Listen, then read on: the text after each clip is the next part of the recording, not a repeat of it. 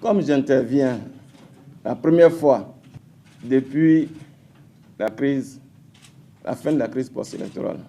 Même avant qu'ils ne prennent leur décision, quand ils ont vu que leur affaire là, c'était pas très très solide, ils ont tourné, ils disent, bon, ils sont entrés en laboratoire, ils sortent, ils disent Comme prévu, Serge Kofi et ses camarades du CRAC, entendez Conseil révolutionnaire d'action concrète, se sont rendus ce lundi matin à l'aéroport international Félix Houphouët-Boigny pour accueillir tous les chefs d'État du panel de l'Union africaine. Tous, enfin sauf un, son Excellence Blaise Compaoré, président de la République du Burkina Faso, l'un des 5 chefs d'État attendus. Je vais demander la permission au président Gbagbo, grand frère. Laisse-moi parler un peu aujourd'hui. une position responsable, autonome, objective. J'entends souvent, il a trahi, il a fait ceci et cela. Nous ne détenons pas une solution entre nos mains. Nous sommes dans l'espoir et aussi dans la nécessité absolue de trouver une solution à ce problème. Responsabilité de courage politique, on ne pourra pas trouver une solution à la crise. Et nous l'avons dit au panel. Le panel, l'Union africaine peut avoir été induite en erreur. Les autorités internationales qui se sont prononcées peuvent avoir été induites en erreur parce que tout le monde s'appuie sur l'annonce du haut représentant du secrétaire général des Nations Unies. C'est le seul élément à partir duquel tout le monde s'est mis en branle. Mais et si cet élément était faux? La position que j'avais en 2011 est la même. Et tu le sais, grand frère.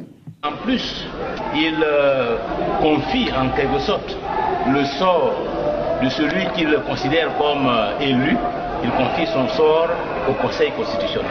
Il a dit, bon, c'est tellement subi qu'il veut avoir un peu de temps pour y réfléchir. Il n'a jamais eu le temps, puisque ceux qui ne voulaient pas que tu retournes à Mama ont pris le dessus.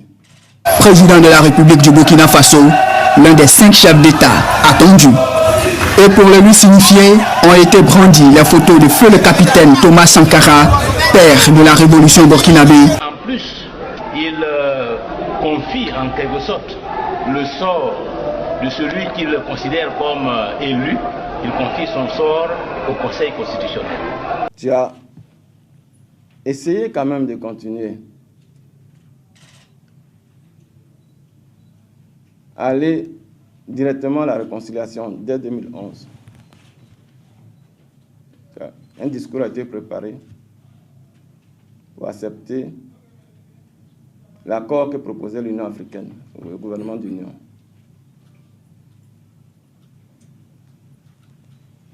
Et tu te souviens que quand tu faisais le tour dans nos réunions, pour demander qui était pour ou contre l'accord de l'Union africaine, dès que tu arrivais à mon niveau, tu dis, toi, je connais ta position, et tu passais. C'est la même position que j'ai continué d'avoir jusqu'à aujourd'hui. Et à l'époque, tout le gouvernement à Kengbo avait la même position. Nous ne détenons pas une solution entre nos mains. Nous sommes dans l'espoir et aussi dans la nécessité absolue de trouver une solution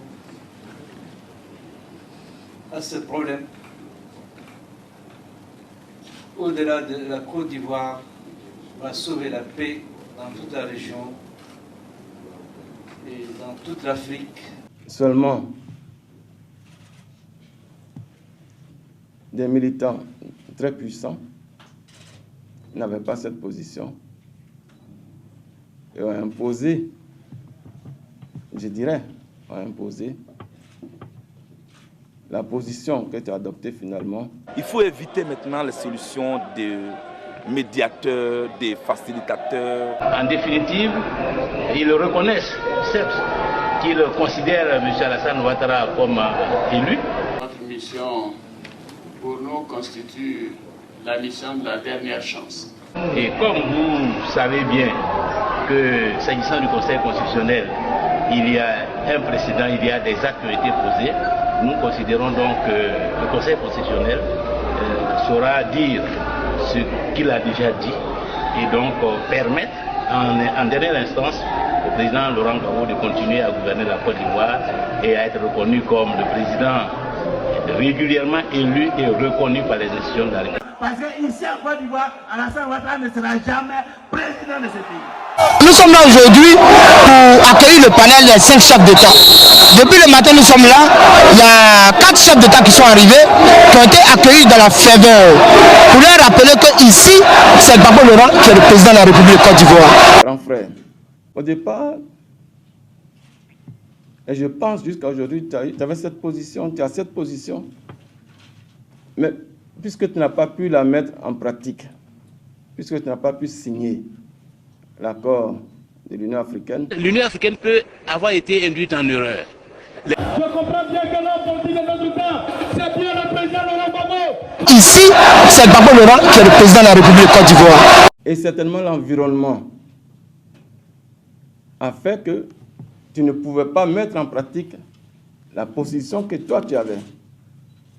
Et aujourd'hui, tu portes le chapeau pour ceux d'entre nous qui avaient cette position de raideur et qui ne voulaient pas aller à la réconciliation, qui ne voulaient pas signer l'accord de l'Union africaine. Le Conseil constitutionnel saura dire ce qu'il a déjà dit et donc permettre en dernière instance au président Laurent Gbagbo de continuer à gouverner la Côte d'Ivoire et à être reconnu comme le président régulièrement élu et reconnu par les institutions de la République. Dogbo Blé, Konan Boniface, quand j'étais à l'ambassade de France pour négocier le cessez-le-feu, Dogbo Blé m'a appelé. Je dis bien Dogbo Blé, il est encore là. Il a dit Alcide, on m'a dit que tu es à l'ambassade de France. Il faut leur dire qu'on cesse le combat. On va faire le cantonnement. Tout ce qu'on a demandé, c'est que le président soit sécurisé, que la résidence soit sécurisée. Au moment où l'ONUCI venait pour sécuriser la résidence, il y a certains qui ont tiré. Ceux qui avaient des positions extrêmes ont pris le dessus. Il faut que tout le monde sache que le seul gage de stabilité Côte d'Ivoire, et comme tout le monde s'accorde à dire que la Côte d'Ivoire est un pays important pour la stabilité de la sous-région, par conséquent, le seul gage de stabilité dont dispose la sous-région, c'est Gbagbo Laurent. Parce que le jour de l'erreur d'envoyer, même si c'est 4-5 policiers, pour toucher un seul cheveu de Gbagbo, en Côte d'Ivoire ici, là, c'est gâté. Je vous dis ça en même temps. Et certainement l'environnement a fait que tu ne pouvais pas mettre en pratique la position que toi tu avais. Et aujourd'hui, tu portes le chapeau pour ceux d'entre nous qui avaient cette position de raideur et qui ne voulaient pas aller à la réconciliation et qui ne voulaient pas signer l'accord de l'Union africaine. Tu portes le chapeau pour eux. Puisque tu n'as pas pu signer l'accord de l'Union africaine,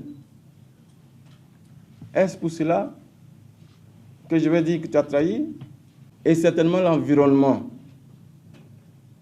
a fait que tu ne pouvais pas mettre en pratique la position que toi tu avais.